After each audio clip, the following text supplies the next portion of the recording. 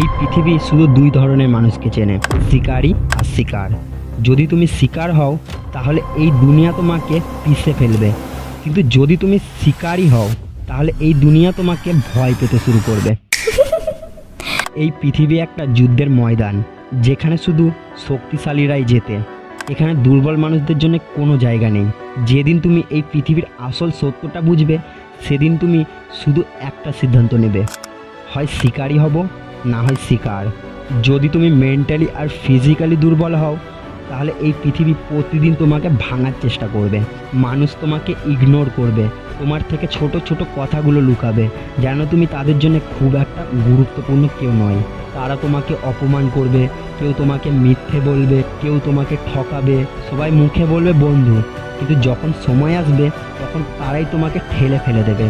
কিন্তু যদি তুমি নিজেকে একটা মনস্টারের মতো বানিয়ে ফেলো মেন্টালি অ্যান্ড ফিজিক্যালিভাবে, তাহলে এই দুনিয়া তোমার সঙ্গে পাঙ্গা নেওয়ার আগে হাজারবার ভাববে। তাই আজ আমি তোমাকে এমন 5টি সিক্রেট লাইফ চেঞ্জিং হ্যাক শেখাবো, যেটা তোমাকে এমন একজন মানুষ বানিয়ে দেবে যাকে কেউ হারাতে পারবে না, যাকে কেউ ঠকাতে চাইলেও হাজারবার ভাববে, আর যাকে এই পৃথিবী চিনবে শুধু একটাই নামে, দ্য বিস্ট। একজন এমন বিস্ট যে কারো কথা মতো চলে না, যে কারোর সামনে মাথা নত করে না, যে কাউকে ভয় পায় না।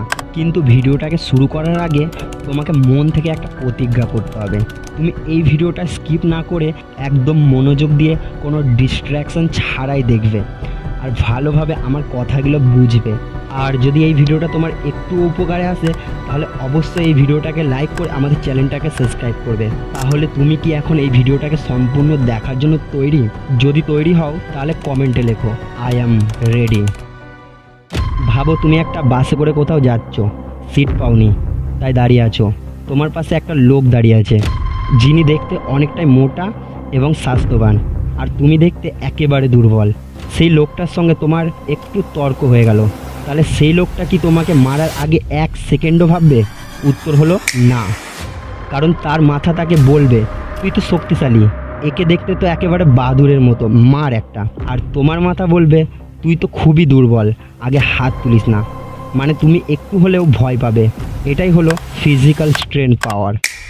আমি অনেক মানুষদের দেখেছি যারা নিজের স্ত্রী, বোন বা মেয়েকে নিয়ে বাসে ট্রাভেল করে, আর কিছু লুচ্চা লোক বা লুচ্চা কলেজ স্টুডেন্ট তাদের স্ত্রী, বোন বা মেয়েকে হাঁ করে চেয়ে থাকে, আর সেই মানুষটি তাদেরকে দেখে কিছুই বলে না। একজন মানুষের প্রথম দৃশ্যমান জিনিস হলো তার বডি স্ট্রাকচার। তাই যদি তোমার বডি স্ট্রাকচার দেখতে খুবই দুর্বল লাগে তাহলে লোকেরা তোমাকে হালকাভাবেই নেবে, আর তোমার নিজের ব্রেনও তোমাকে হালকাভাবে নেবে। এটাই সত্য, এটাকে তুমি পাল্টাতে পারবে না। মানুষ যেমন একজন শক্তিশালী মানুষের সঙ্গে ট্রিট করে, একজন দুর্বল মানুষের সঙ্গে করে না ভাই। তাই এই কলিযুগে যদি মাথা উঁচু করে বাঁচতে চাও তাহলে তোমাকে ফিজিক্যালি স্ট্রং হতেই হবে। আমি এটা বলছি না যে সব কিছু ছেড়ে ছুড়ে দিয়ে পুরো দিন শুধু বডি বিল্ডিং করো, না। তোমাকে শুধু তোমার শরীরটাকে এতটুকু শক্ত করতে হবে যাতে কেউ যদি জোরে ধাক্কা দেয় তুমি 10 কদম পেছনে না সরে যাও। যদি কেউ তোমার গালে জোরে চড় মারে তাহলে যেন তোমার মাথা ঘুরে না যায়, তুমি শক্তভাবে দাঁড়িয়ে থাকতে পারো আর জবাব দিতে পারো। শুধু এইটুকুনি শক্ত করো নিজেকে। এবার প্রশ্ন হলো শরীরকে এতটা শক্ত বানাবো কিভাবে? মন দিয়ে শোনো। এই ভিডিওটা পুরো শেষ পর্যন্ত দেখার পর তুমি প্রথমে তোমার ফোনটাকে সাইডে রেখে দেবে, তারপর একটা আয়নার সামনে দাঁড়াবে আর নিজের শরীরের গঠন দেখবে। তোমার শরীর দেখতে দুর্বল লাগে কিনা, যদি হ্যাঁ হয় তাহলে একটা পেন এবং একটা কাগজ নিয়ে বসে পড়ো।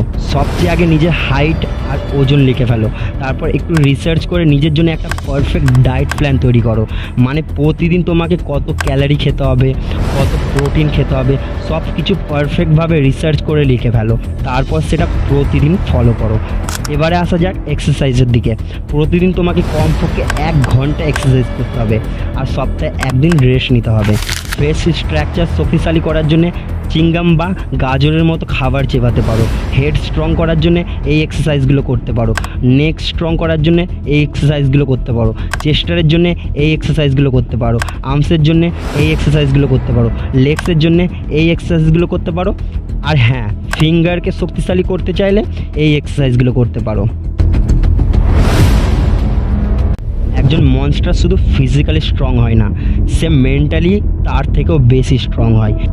দুনিয়াতে সবচেয়ে ডেঞ্জার লোক তারা যারা নিজের ইমোশনালকে কন্ট্রোল করতে জানে, তাদের উপর না রাগ, না ভালোবাসা, না দুঃখ, না কোনো ভয় প্রভাব ফেলতে পারে। তোমাকে তোমার মেন্টাল হেলথ এতটাই স্ট্রং করতে হবে যাতে সামনে যেই থাকুক না কেন, যত সমস্যায় থাকুক না কেন, তোমার চোখে যেন এক বিন্দু ভয় না থাকে। লাইফে যাই হয়ে যাক না কেন, তুমি যেন শক্তভাবে তার মোকাবিলা করতে পারো। সব সময় মনে রেখো, জীবনে তো একদিন মরতেই হবে, তাই প্রতিদিন ডিপ্রেশন, টেনশন আর ভয় নিয়ে মরার মতো বাঁচার দরকার নেই। জীবনকে পুরোপুরি উপভোগ করে মরো। যা হয়ে গেছে সেটা মেনে নাও, just accept and move on. একবার কল্পনা করো, আমাদের পূর্বপুরুষ যুদ্ধ করতো, শত্রুদের চোখে চোখ রেখে কথা বলতো, আর আমাদের জেনারেশন এমন হয়ে গেছে যেখানে এক এক পা ফেলতেও আমরা ভয় পাই, এমনকি আমরা ভূতেও ভয় পাই, আর শুধু কমেন্ট সেকশানে বড় বড় কথা বলে যায়। একজন স্ট্রং মেন্টালিটিওয়ালা মানুষ সে কখনোই সোশ্যাল মিডিয়ার ফাঁদে পড়ে না। সে শুধু নিজের ওপর ফোকাস করে, নিজের শরীর আর নিজের লক্ষ্যর উপর। তোমাকে এই পৃথিবীতে এক মনস্টার হতে হবে। এই দুনিয়ার সবচেয়ে শক্তিশালী মানুষ সেই যে কোনো পরিস্থিতিতে নিজেকে কন্ট্রোল করতে পারে। কিন্তু কিছু মানুষ এতটাই দুর্বল যে সোশ্যাল মিডিয়ায় একটা মেয়েকে শুধু পিছন থেকে দেখেই নিজেকে ধরে রাখতে পারে না। ভাই, একবার ভাব কি করছো আর কেন করছো। তুমি যদি সত্যি একটা মনস্টার হতে চাও তাহলে শুধু শারীরিকভাবে নয়, মাথার দিক থেকেও তোমাকে আগের চেয়েও অনেক বেশি শক্তিশালী হতে হবে। এখন প্রশ্ন হলো, মেন্টালি স্ট্রং হওয়ার উপায় কী? মানসিক শক্তি একটা অভ্যাস, এটা একদিনে তৈরি হয় না, এটা একটা ডিসিপ্লিন যা সময়ের সঙ্গে সঙ্গে গড়ে ওঠে। তুমি যদি চাও এই দুনিয়ার কোনো কিছুই যেন তোমাকে মানসিকভাবে দুর্বল না করতে পারে, তাহলে তোমার চিন্তাভাবনা, অভ্যাস আর পরিবেশ এই তিনটেকে আপগ্রেড করতে হবে। সবচেয়ে প্রথম তোমার মাইন্ডসেট বদলাতে হবে। যদি তুমি ভাবো লাইফ অনেকটাই আনফেয়ার চলছে, ভাগ্য সাথ দিচ্ছে না, বা আমি অতীতে অনেক ভুল করে ফেলেছি, তাহলে তুমি কখনোই স্ট্রং হতে পারবে না।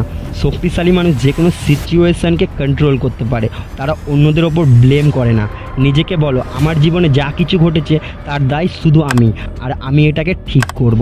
যখনই জীবনের প্রতি অভিযোগ আসে তখন একবার ভাবো, কত মানুষ হাসপাতালে বেটে মৃত্যুর সাথে লড়াই করছে শুধু একটু বাঁচার আশায়, আর তুমি একটা সুস্থ শরীর নিয়ে শুধু অভিযোগ করে যাচ্ছ। যদি তুমি মোবাইল ফোনে কোনো প্রোডাক্টিভ কাজ না করো, তাহলে যতটা সম্ভব মোবাইল ইউজ করা কমাও। প্রতিদিন 1 ঘন্টার বেশি সোশ্যাল মিডিয়া ইউজ করা বন্ধ করো, আর প্রতি সপ্তাহে একটা দিন অবশ্যই রাখো নো সোশ্যাল মিডিয়া স্ক্রল। না কোনো রিলস, না কোনো ইনস্টাগ্রাম, শুধু বই পড়া, প্রকৃতির সাথে সময় কাটানো আর নিজের সঙ্গে কথা বলা। আর যদি তখনও মন চায় ডিস্ট্র্যাকশানের দিকে যেতে, তাহলে নিজেকে জোরে একটা থাপ্পড় মারো। রণভূমিতে নামার আগে মন ভূমিতে নামতে হবে। তোমাকে মানুষকে ভালো করে বুঝতে হবে। তোমাকে বুঝতে হবে যে প্রত্যেকেই তোমার বন্ধু নয়, যতই তারা ক্লোজ হোক না কেন। তোমাকে বুঝতে হবে যে সবাই তোমার ভালো চায় না। এটা বুঝতে হলে তোমাকে তাদের মনের ভাব পড়তে হবে, আর সেটা শুধু চোখ দিয়েই সম্ভব। মানুষের চোখ সত্যের আয়না, চোখ কখনো মিথ্যে বলে না। তাই যখন কারোর সঙ্গে কথা বলো বা কথা শোনো, চোখের দিকে খেয়াল করো। যখন কেউ মিথ্যে বলে তখন 1 সেকেন্ডের জন্য তার চোখে একটা অশ্চিন্তা আসে, যেন তার মন আটকে গেছে। এটা একটা মাইক্রো এক্সপ্রেশন যা খুব অল্প সময়ের জন্য দেখা যায়। যদি তুমি ভালো করে দেখো তাহলে সহজেই ধরতে পারবে। অনেক সময় মিথ্যেবাজরা বেশি করে আই কন্ট্যাক্ট বজায় রাখে, কারণ তারা ভাবে যদি চোখ সরিয়ে নিই তাহলে হয়তো ধরা পড়ে যাব। আবার কেউ কেউ বারবার চোখ সরিয়ে নেয়, তাহলে হতে পারে সে অপরাধ বোধে আছে বা মিথ্যে বলছে। যখন তুমি প্রশ্ন করো আর কেউ যদি বাম পাশে তাকায়, তখন হতে পারে সে কিছু মিথ্যে কল্পনা করছে বা মিথ্যে রচনা করছে। যখন কেউ সত্যি কথা বলে তখন তার চোখের ও মুখের গতি স্বাভাবিকভাবে মিলে থাকে, আর যখন কেউ মিথ্যে বলে তখন তার চোখ ও ঠোঁট এক্সপ্রেশন আলাদা হয়। যেমন কেউ হাসছে কিন্তু চোখে কোনো অনুভূতি নেই, সেটা মিথ্যে হাসি। অনেকে মিথ্যেকে সত্য প্রমাণ করার জন্য অতিরিক্ত অ্যাক্টিং করে, যেমন জোর করে চোখ বড় করা, শকিং এক্সপ্রেশন দেখানো বা নকল অবাক হওয়া। যদি কারো চোখ স্বাভাবিকভাবে বড় হয়ে যায় বা বেশি নাড়াচড়া করে, তাহলে হতে পারে সে মিথ্যা বলছে। তোমাকে একটা শিকারীর মতো হতে হবে। যারা তোমার কাছাকাছি এসে মিথ্যা বলে তোমার শিকার করতে চায়, তাদের তোমাকে চিনতে হবে। যদি কারোর মিথ্যা ধরতে চাও তাহলে হঠাৎ করে আনএক্সপেক্টেড কোশ্চেন করো, এটা একটা ফাঁদ হিসাবে কাজ করবে। চলো কিছু আনএক্সপেক্টেড কোশ্চেন করি। Number 1, memory trap question. তুমি বলেছিলে না তুমি গতকাল রাতে ওখানে ছিলে, ওখানে মেঝের রং কী ছিল? এখানে মিথ্যেবাজরা আটকে যাবে বা এলোমেলো উত্তর দেবে। Number 2, reverse confirmation trick. তুমি নিশ্চিন্ত যে তুমি এটা আমাকে আগে বলনি? আমার মনে হচ্ছে তুমি এটা আমাকে আগেও বলেছিলে। এই কথাটা শুনেই সে যদি কনফিউজ হয়ে যায় বা উত্তর বদলে নেয়, তাহলে বুঝবে সে মিথ্যে বলছে। Number 3, emotional response check. যদি আমি তোমার বন্ধু বা তোমার কারো কাছে গিয়ে তোমার কথা জানি, তাহলে তারা কি একই কথা বলবে? এটা শুনে মিথ্যেবাজরা দুশ্চিন্তায় পড়বে বা অ্যাকিউরেট হবে। এই ধরনের স্ট্রিক কোশ্চেন করলেই ব্রেনের ওপর চাপ পড়ে। আর যদি কেউ মিথ্যে বলে, তাহলে তার চোখ ও বডি ল্যাঙ্গুয়েজ দেখে তুমি সেটাকে ধরতে পারবে। যদি তুমি সত্যিই পাওয়ারফুল হতে চাও, তাহলে তোমার physical strength, mental strength and সাইকোলজির সাথে ফাইটিং স্কিলও শিখতে হবে। তোমাকে লড়াই করা শিখতে হবে। লড়াই শেখার মানে শুধু মারামারি নয়, এটা একটা স্কিল যা তোমাকে সেলফ কনফিডেন্ট, ডিসিপ্লিন এবং মেন্টাল টাফনেসকে বাড়াবে। প্রতিটি সফল মানুষকে জীবনে কোনো না কোনো লড়াইয়ের মুখোমুখি হতেই হয়, সেটা ব্যবসায় হোক বা জীবনের কোনো সমস্যাই হোক অথবা বাস্তব লড়াই হোক। যে লড়াই করতে জানে সে কখনো হার মানে না। লড়াই যে কোনো সময় যে কোনো জায়গায় হতে পারে, street fight, school fight, college fight. তুমি মানুষ হলে তোমাকে লড়াই করতেই হবে, ভয় পেয়ে পালিয়ে যাওয়া যাবে না। এই কলির যুগে তোমাকে তোমার মা বাবা, স্ত্রী, ভাই বোন আর নিজেকে নিরাপদ জীবন দিতে হলে ফাইটিং স্কিল তো শিখতেই হবে। এখন কিছু ফাইটিং স্কিলের কথা বলি। Number 1, wrestling.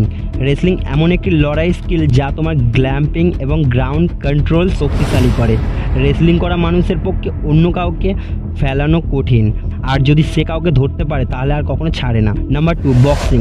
বক্সিং এমন একটি স্কিল যা তোমার পাঞ্চিং স্পিড, অ্যাকুরেসি এবং উইল পাওয়ার বাড়ায়। যদি কাউকে ফেস টু ফেস লড়াই করতে হয়, তাহলে বক্সিং তোমাকে অনেক সাহায্য করে। নাম্বার 3, মুয়াই থাই। মুয়াই থাই একটি উন্নত লড়াই। এখানে শুধু হাত আর পা নয়, এলবো এবং হাঁটু ব্যবহার করা হয়। যদি তোমার লড়াই মারাত্মক হতে চাই, তাহলে তোমায় মুয়াই থাই শিখতে হবে। যদি কেউ তোমার কাছে আসার চেষ্টা করে, এক শক্তিশালী হাঁটু বা এলবো তাকে হাসপাতালে পাঠাবে। যদি তুমি এই ভিডিওটি স্কিপ না করে পুরো দেখে থাকো, তাহলে কংগ্র্যাচুলেশন, তোমার মস্তিষ্ক খুবই পাওয়ারফুল। তুমি তাদের মতো নয় যারা রিলস আর শর্টস স্ক্রল করে করে নিজের মূল্যবান সময় নষ্ট করে। এখন তোমার সামনে দুটো রাস্তা আছে। আজ থেকে তুমি নতুন জীবন শুরু করো বা পুরনো জীবন যাপন করো। যদি তুমি প্রথমটা বেছে নাও, তাহলে মনোযোগ দিয়ে শোনো। নিজের দুর্বলতা মেনে নিও না, বরং তা দূর করো। মানুষের সামনে শক্তিশালী দেখিও না, তাদের অনুভব করাও। কারো অনুমতি চেও না, নিজের ওপর বিশ্বাস রাখো। মেন্টালি অ্যান্ড ফিজিক্যালি সবচেয়ে পাওয়ারফুল হও এবং নিজের জন্য কঠোর নিয়ম তৈরি করো এবং তা মেনে চলো।